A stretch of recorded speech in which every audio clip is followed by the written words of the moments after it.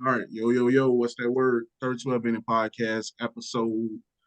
This is either 30 or 31. 30 or 31. Um, got some special guests today. I'll let them introduce themselves. All right. First, Khalil Figueroa. I've known Broderick for quite some time. I was on another episode of his podcast before.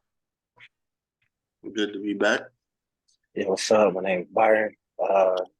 Known these gentlemen 10 plus years. Yeah, first time on the show. Glad to be here. For sure. Today, since both of these guys are former hoopers, I made the topics a lot basketball, specifically NBA Central.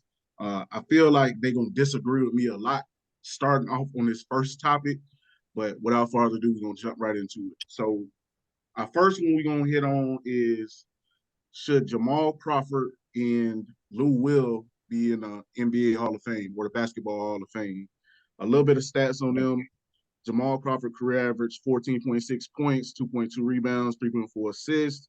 His best season, in my opinion, was I believe his fifth season with the Knicks, 20.6 points, 5 assists, 2.6 rebounds, a steal, 41% field goal, 36% from three. He started 80 games that year, and he played 39, almost 40 minutes a game. And Lou Will, same thing, 13 points, 2 rebounds, 3 assists. Best season was with the Clippers. I believe his second season with the Clippers, 22.6 points. Oh, 7. I'm sorry, 17 or something like that. Yeah. 2017. 5.3 assists. And I wasn't able to get how many starts he had that year, but I believe he came off the bench that year. And of course, they each have 3-time NBA Six Man of the Year. So with that, I'll give y'all the floor. Oh, man. Go ahead, bro.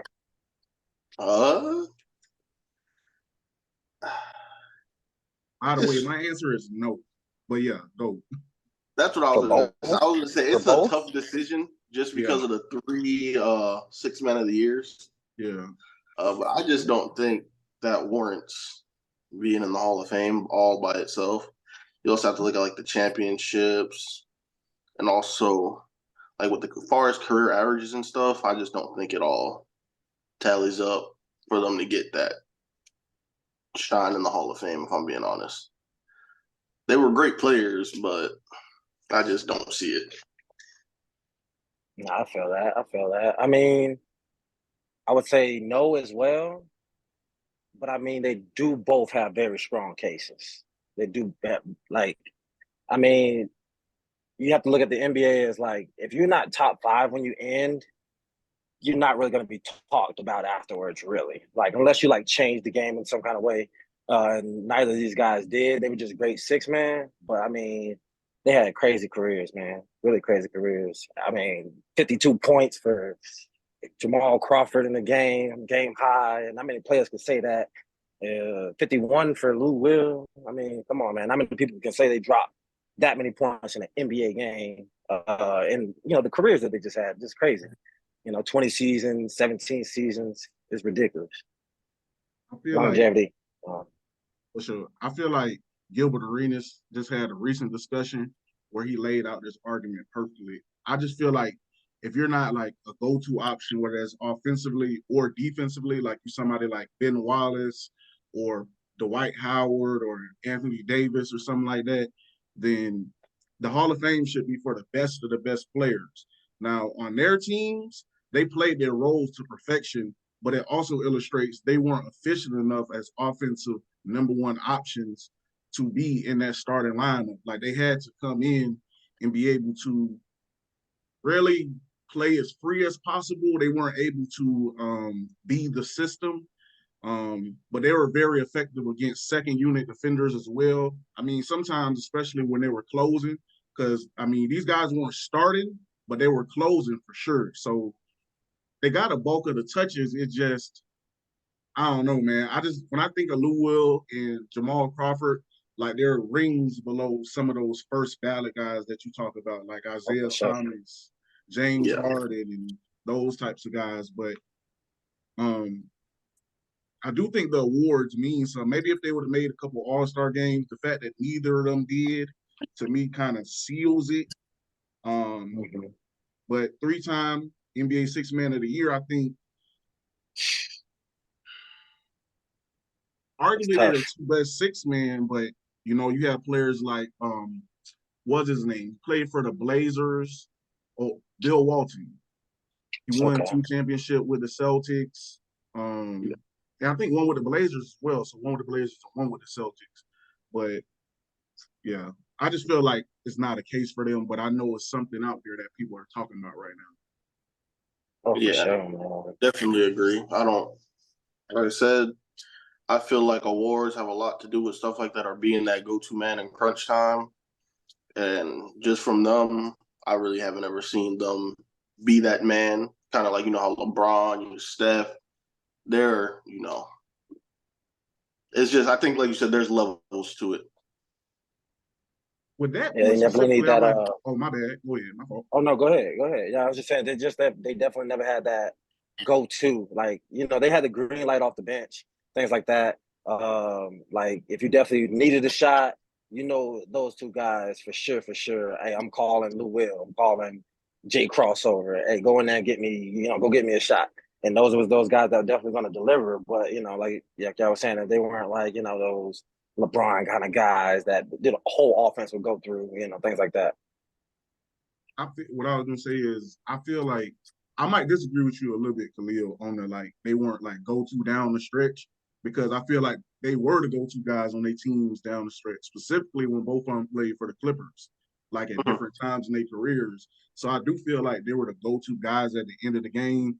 But like Byron was just saying, there's LeBron, and I feel like there's different levels of the Hall of Fame too. Like everybody ain't in that Yeah. same class. Like LeBron, Jordan, Kobe, Shaq, all those guys are like a different tier than I don't want to sound disrespectful. So let me regulate. Yeah. Is Bill Laimbeer James in the Hall of Harden. Fame? Yeah, I don't true. think he. Yeah. He said James Harden because I don't think he on their level. But somebody still relevant. But Yeah. he's definitely not on LeBron, Steph Curry. Those guys level at all. Yeah, Yeah, there's definitely levels to the Hall of Fame. for sure. So that next thing I want to hit on was we mentioned his name a few times actually already. Steph Curry versus Magic Johnson. I got a lot of stats here. I don't read them all. But some I want to highlight is we all know that Steph Curry is the only player that's ever won a unanimous MVP in the NBA. Made 402 3-pointers in one season, probably more than Magic Johnson's whole career, with all due respect. That's facts. That's facts. That's 9-time facts. All NBA, 4-time NBA champion. Average. This is the last stats I'll do for Steph. Average for career. Out of the water. 24.6 points, 4.7 rebounds, and 6.5 assists. Magic. 5-time NBA champion, 3 times finals MVP. Career averages 18 points, 7.7 rebounds, and 7.3 assists. Let me see. 5-time NBA champion, college champion, high school state champion, 12-time All-Star. 9-time first team All NBA. But with that, I'll give y'all the floor. All right, you Who y'all got, can go Steph or first Magic? this time, Byron. Ah, man. Uh, it's tough, man. The question is better PG Yeah. or overall better player? I feel like you can look at that question like as the same thing. Like, do you think it's a better point guard or a better player? Oh, if that's For the conversation question, then sake, let's Steph say, Curry for sure. well, okay, let's change it to player. Let's change it to player. Better player of all time. Because if you know what I'm saying, if you combine that same question and make it as better player, I'll say it's Steph Curry for sure. Because with the things that he's done, like, okay, for sure, Magic, he saved the NBA. He's a great, obviously the greatest Laker, one of the greatest Lakers. multiple MVP. I mean, multiple champion. I'm sorry. But Steph Curry just revolutionized the game.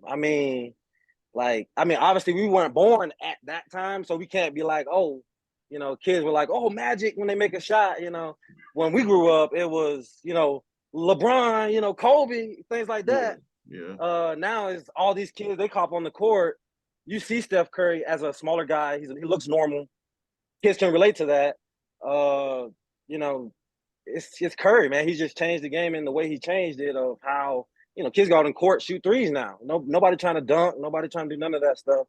And people like super fear Curry in the game now, man. This man crossed the half court and just can do things with the basketball Magic can only dream of. But definitely Magic was doing things that Curry could only dream of. No look passes, things like that. But overall, I would say my answer would be Steph Curry if we're going to have that question. Yeah, I have to agree with Byron. I'm going to have to go with Steph Curry as well. Like you said, they were both excellent in different facets of the game.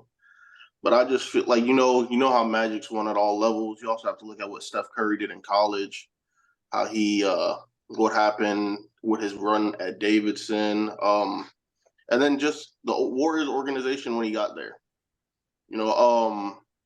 Without Steph Curry, I honestly don't think there's Klay Thompson.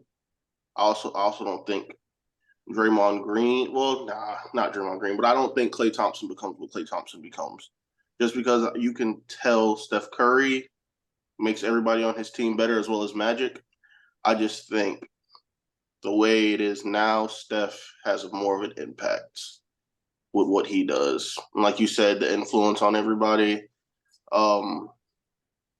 it's turned into like a 3-point game, I feel like. And that's mainly due to Steph. So, yeah, yes. The analytics definitely. And then, he, 4 championships Steph has, Mm-hmm. the unanimous MVP, all that stuff. I'd have to give it to Steph. All right. This is why I disagree. And I respect Steph. He's the guy that, we all watch playing.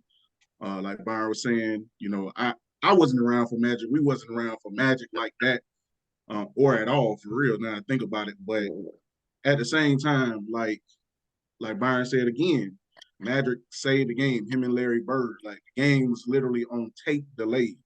As a rookie, Steph has 1 Finals MVP, 4 champions, but 1 Finals MVP. And it's arguably he wouldn't have 2 of those championships if Kevin Durant never went to his team. Like it's been certain points where he wasn't the best player on his team, in my opinion. Magic has always been the best player on his team. Magic as a rookie won Finals MVP as a rookie in what some people consider the best NBA performance of all time in Game 6 versus Philadelphia. 45 points, 15 rebounds, I think 9 assists, starting at center when he played the whole season as a point guard. And the reason he was starting at center was Kareem had hurt his ankle. And he closed it out as a rookie on the road against Dr. J in the 76ers. Magic. Some of his seasons, it was regular for Magic to average double digits assists a game, 12, 13 assists per game. He arguably is the author for in my opinion, the greatest NBA dynasty of all time, the Showtime Lakers, who not only won 5 championships, but I think went to 8 finals during that decade, including against Michael Jordan eventually. Like he dominated from 80 until the time he retired. From the time Magic was on the court, there was probably 2 or 3 seasons where he wasn't considered the best player in the world. Jordan was there and Larry Bird was there a couple of those seasons. But on Steph's case, I feel like maybe there's only been 2 or 3 seasons where we consider them maybe he's the best in the world. Of course, he had a 10 with LeBron, of course, but Kevin Durant, Kawhi, everybody wanted to anoint him. I don't know if Kawhi was better than Steph in my opinion, but me personally, I get what y'all saying though. He did revolutionize the game, and there's not many 6'9" humans in general. So, but to have that skill level that Magic had, and be able to influence his team in the way that he did, I mean, man, I feel like it's borderline disrespectful. Like, I ain't even gonna lie. I feel like it's borderline disrespectful. But I respect y'all boys' opinion, man. Steph, he definitely changed the game, and he's doing incredible stuff. The three-point all-time three-point mark, that's probably never going to be breaking. We probably never going to see nothing like that. And generally, the best players at the top of the league right now play very similar to how Steph plays with Luka, Doncic. They're all good from the three and being playmakers and having a lot of gravity for their team. But yeah, anything else y'all want to say on this topic? All right. But yeah, So we're just talking like about. Yo, go ahead. You go. Go ahead. Go ahead. I was just trying to like differentiate the question because like if you want to say PG, like as an overall point guard, oh yeah, I'm definitely gonna give it to Magic for sure, for sure. Because like say assist game, controlling the game, like you said, coming in just off the rip. Shit, even in that game, I think he had like what 16 rebounds that game he played Yeah. against. Yeah. So yeah, I mean that's just great. Nothing Curry would never ever. But as just like player wise, that's like but Curry is definitely like better player. But PG wise, for sure, I definitely give it to Magic. And so Magic should go to point guards, right? For right now, right, Roger? I think you're a better point guard and player, personally, but yeah. No, I'm just saying because so you think that Steph Curry with the whatever more years he has playing in the league will ever be able to pass him? Magic has one more championship, 3 more All-Stars. And Steph, I think, averaged like damn near 30 points a game last year. I think 29.8 or something like that. So he's still going to be an elite player. But, Steph is 35. He's 35. He's going to have the ball taken out of his hand. We're going to talk about this a little bit in the next topic. The ball is going to be – well, he doesn't really have the ball in his hand like that. So hey, shooting will never go away. Yeah. Shooting will never go away. Because athleticism will, for sure. But shooting is all mechanics. And he's the best shooter ever. Yeah. If he wins, I think he has to win 2 more championships and 1 more Finals MVP. I feel like okay. Yeah, right there. Okay. Like I'm not saying it is borderline disrespect in my opinion, deep down. But I get why it's not the landslide that people think it is. Like I get it. Like I get it. He's done a lot. Like Byron was saying, he's not that physically imposing when you look at other NBA players. Definitely like, but it's tough. It's tough. I don't think he's a better player or point guard, but I think he has a chance to get there. I just don't think we put Steph in that same class because I think a case can be made for Magic to be the greatest player of all time. When you look at his career length and everything he did in a career, I think Magic went to the finals 9 times. And I think he had a 13-year career. Like Magic lived in the finals, rookie year finals MVP. Steph has lived in the finals. I think Steph has played, 15 years or something like that? And he's been to 8 finals, so in one half of them. So I don't know. We'll see how it goes, but I think he needs more championships and more individual hardware. Even though he has Magic beat on the individual hardware, though, but I think he needs a little more to get to that Magic tier. But I do think Steph is top 10. Okay, I think so you're saying than one Larry. more championship, 2 more championships and 1 finals MVP somewhere in there? Yeah. Okay. I just think it's a little strange, like Iguodala has a finals MVP. That's what I was going to bring up. I'm like, because he should have never. Like, I mean, he was pivotal to the championship. He was definitely pivotal to the championship, but anybody else could have won that MVP besides Iguodala. Like that was really like left, but what?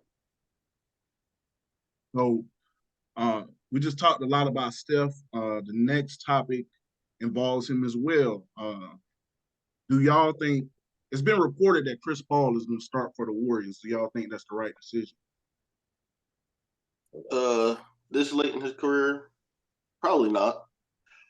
Just because I feel like what he's best at is leading the unit. And I just feel like with Steph and Clay and all of them on the floor, he's not really going to get his chance. I feel like he'd be a better fit with the second unit because, like you said, you can take back to like when he was on the Hornets. You just see how he was just leading them and everything. I feel like this late in his career, he just doesn't offer much to the Warriors starting lineup as he would to their second unit. Oh no, for sure. Definitely come off the bench. At this time in his career, especially with these last couple seasons. I mean, not even last couple, just the last couple of the last couple of seasons of his career. Just dating back to even the Clippers. Just making it to where they need to make it to, grinding so hard, putting in all that work for him to get to the end of the season and not be, at least a good amount of portion of himself to make it through the playoffs. So I'm just saying, if he's on a team now that he doesn't need to carry the way he's been carrying, like at the Suns. I'm not saying he had to carry at the Suns because he got booked there, but like at the Suns, or carrying the load of orchestrating the offense. OKC, oh man, definitely being there. He was the team. Back when he was at the Clippers, you know what I'm saying? Just those grueling season to get to the end of the year just to be short. I think, being with this team, you got Steph, you got Clay, Dre, young guys, and a whole bunch of young guys, Kaminga, all those guys. He definitely needs to improve this year. But come off the bench, start, I would say, towards the tail end of the season. That way he can get it in with the starting unit and get a nice little flow and be prepared for the playoffs, man. Just be prepared for the playoffs. That's all we need Chris Paul for as the Warriors, I would think, for the playoffs. We don't need you through the season at all. I feel like, he shouldn't be starting, honestly. Just because, of course, he wears down towards the end seemingly at every season, specifically with the hamstring injury, starting back Every time. during his Houston days. And then it's like, if he's starting, who you're taking off the floor? Like, you're either going to take Wiggins, who shouldn't be off the floor at all. Draymond not coming off the floor. He's not coming off the bench. Or Kevin Looney. Like, and that's debatable, but I think the reason why the Warriors lost in the playoffs last year, where they didn't have enough size going up against the Lakers, and that's why they had a tough time against the Kings as well, because Sabonis and a couple of other those big guys were like getting a bunch of rebounds, a bunch of offensive rebounds, the pick and roll they were getting killed on. They didn't have enough size. So I think they should be starting Looney, Draymond, Wiggs, and Clay and Steph, and they should keep that continuity that has brought them 4 championships. Chris Paul, like I was saying, great. I think he'd be like arguably up for 6th man of the year, like leading that second unit, and especially getting the best out of Moses Moody and Jonathan Kuminga, like really teaching those guys the game, because the Warriors been doing something weird like the past 2 years, like trying to be young and grow that young talent, but also be mature and win a championship. Like, the timelines is off. And I feel like Chris Paul will be the ultimate like branch to like bringing those two philosophies together, especially with him probably playing at most 1 more year after this. Maybe he got 2 years. Like, so I don't know. I think it's kind of crazy if they start him, but we got to see how it goes. The Warriors didn't shock a lot of people before, so we're gonna see how it goes. But Like yeah, you he said, definitely come off the bench for sure. No, go ahead, bro. yeah. No, you good. Like you said, I definitely just feel like he'd get more opportunities coming off the bench than he would starting as well. Because the best Chris Paul that we all seen has been the Chris Paul that can come off the pick and roll and just choose what he wants to do with the ball. Because his mid-range shot to me has probably to be still probably one of the best in the league. Yeah, definitely. And then, like I said, coming off, oh yeah, for sure. And DeMar DeRozan. Yeah, come off the bench, be that second voice, that second coach with that young unit in Kuminga, Moody, and show those guys, just just the stages of the game, because it's a game within the game. Like, yeah, you got those 4 quarters, but you got to take it and break it down. Like, we here at this point, second unit coming in. All right, we just got to keep scoring, keep pushing the ball, show them how to win. And then just they'll tag along with the old Warriors organization, you know, with the Currys, with the Clay, and then hopping on with Draymond Green. You know, definitely could learn, you know, more from them. But yeah, CP definitely come out that second unit, be a good coach, be that spark off the bench. Yeah, like you said, he brings That more Bill to Russell. For sure. he brings more to the younger guys in the second unit than he would to the first unit. Just to go off of that, definitely. You say he's too old for that? Oh no, just to go off of like what Byron said and like what you said about about like the younger players and everything. I Yeah. definitely feel like it benefit him and them like running with the second unit. Yeah, like he don't even play really the same system. Like he needs to. Yeah. I ain't gonna say he needs the ball because he did well with James Harden and when he played with the Thunders. He did well with Shea Gilgeous-Alexander, like playing off those guys. But he kind of needs the ball to be as effective as like you want a Chris Paul to be. So I don't know, but we'll see. All right, the final topic for this episode was actually like two parts in one. Where should I start? Oh yeah, this one gonna be spicy right here. I wish it I want was. to hear the answers. I want to hear the answers. Who was? Man, what should I ask first? All right, who y'all think will have the biggest second year leap in y'all opinion? You can go ahead, Byron. I think this through. For me, I guess it's not really a second leap because he was in the league last year, but he could still win Rookie of the Year. Just like, you know, the last couple of rookies that did it. You know, they missed a year, you know, playing and then, you know, get hurt, but they get the train. I'm going with Chet Holmgren. I think, you know, he's gonna have a great year. You know, I mean, yeah, he still got to play behind Shea, Giddey, and all those guys, but I feel like just a couple years ago we were talking him in that same kind of way as Victor Wembanyama, and then like all of a sudden he just like went out the map when he got hurt.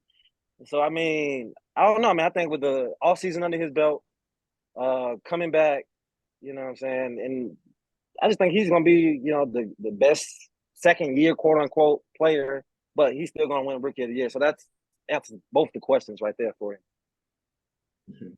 Actually, it did, but you go ahead, Khalil. Might not be popular, but I'm probably gonna have to go with Benedict Mathurin from the Pacers.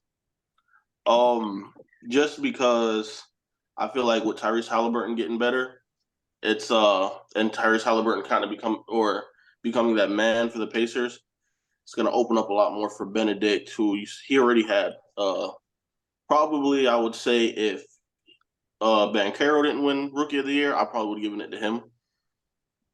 I feel like he just has all the tools to become an elite player. And I also feel like he just has that chip on his shoulder. So I'm definitely gonna have to just go with him. For mine, I went with Jabari Smith Jr. For the Rockets. Ooh. I just think that especially with them picking up Fred VanVleet, he's gonna be way better in the pick and roll. Kevin Porter, hey, it is what it is. He's not gonna be there no more. He's not gonna be there no more. But I think it's gonna be a better point guard play. Like pick and roll gonna be better. Kevin Porter and Jalen Green wasn't really passing the ball like that. No. Alfred Sengun, he's gonna open up a lot of things. A mini Jokic, and the biggest effect on him, in my opinion, is gonna be Ime Udoka, their new head coach. I think he's gonna establish a system. I think the Celtics led the league in 3-pointers attempted the year he was there. Of course, he went to the NBA Finals. I got a place in my heart where I can't forgive him for what he did to my childhood crush. Me alone, but it is what it is. I just think that he's going to be in a way better system. It's going to be more mature for him because at Auburn, he was known as a three-point sniper, but he only ended up, I think, hitting 30% of his threes his first year in the NBA. And I don't think they had a good structure there. I think the boys were just going out there really just hooping. Like they was just playing basketball, rolling up. No players. And I think Jalen Green is going to be better this year too, and that's going to take a lot of attention away from the other guys as well. So I'm gonna go with Jabari Smith Jr. Byron kind of answered this, but he can reiterate his response for this one for our last topic, which was who y'all got for Rookie of the Year. You go to Santi. I'm going Scoot Henderson. There's a few so the biggest reason for me, I think, probably be whatever, because we used to know the situation going on with Dame. I don't know if it's been said, or I haven't really been paying attention if he's going to play for the Blazers or not if he doesn't get traded before the year. But I just feel like with all that going on, that's going to open up a lot more opportunity for Scoot. I really do feel like he's going to probably have to be one of the go-to people on the Blazers, along with Simmons. I mean, like I said, it all depends on Dame for me, if I'm being honest, though. But I definitely feel like he has a good case to at least be up there in the running for Rookie of the Year. For myself, like I said, Chet Holmgren for me. Like I said, I saw some bright spots from him in summer league, when he was in last year. At the beginning of the season, just before, he's a taller, slim body. I feel like, if he comes off this off season the way you should, if you're an NBA player, you think you would, work off season, work pretty hard, get bigger, faster, stronger, things like that. And I mean, he has for sure, put some meat on that boy bones. But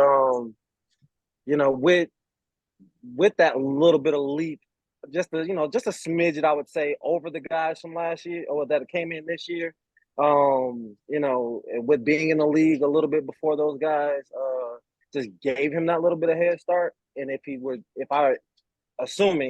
to use it, I feel like he would be the one to be that, because he has a shot, he can handle the ball, he can rebound. He's definitely a staple on the defensive end. I just feel like he's gonna be that one. Now, Gelling with Shea and things like that. Yeah, definitely. Honestly, I wrote down here the same answer as Khalil, which is Scoot Henderson. Which I think he's going to be real good in the pick and roll, and I do think they're going to trade Dame. So somebody got to take the shots, even though all them boys like to shoot, including Simmons, Anthony there. Anthony, Sharp. they going to all shoot that rock. But I think Scoot is just, it's weird to say, even though he has the least amount of experience, but I think he's the most polished out of all those guys. Like, watched him last year with the Ignite. He was running pick and rolls, hit the mid range, and everything. So just to differentiate, I'll go with I'll go with Victor Wembanyama. I just think that sometimes the media gets somebody in their head. Victor. Yeah, no. I did, I was thinking that answer as well, but that's the typical answer. I mean, that's pretty much everybody's answer. Victor, things like that. I think when the media gets somebody in their head, like they want to prove themselves right sometimes versus looking at full full season of a player. The same reason I think LeBron he stopped the MVPs at one point and didn't win after that, because the media, they want to be right sometimes. Victor, I do think he's going to be better on the defensive end than the offensive end this year. For the Spurs, I was surprised he's not starting at center. I think they're going to start Zach Collins. And I want to see what he does against more physicality in the NBA, even though the European game is like really physical as well. He's been playing with professionals for a couple of years now. I think he's going to make a super impact on the defensive end, and I want to see like what his shot looking like. And I think the media wants him to win.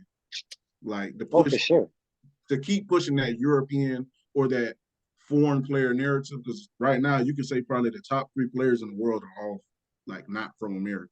Yeah, they want that international, that global look of everything. For sure. But I don't want to hold y'all boys up, man. I appreciate y'all for coming on, man. This was real fun.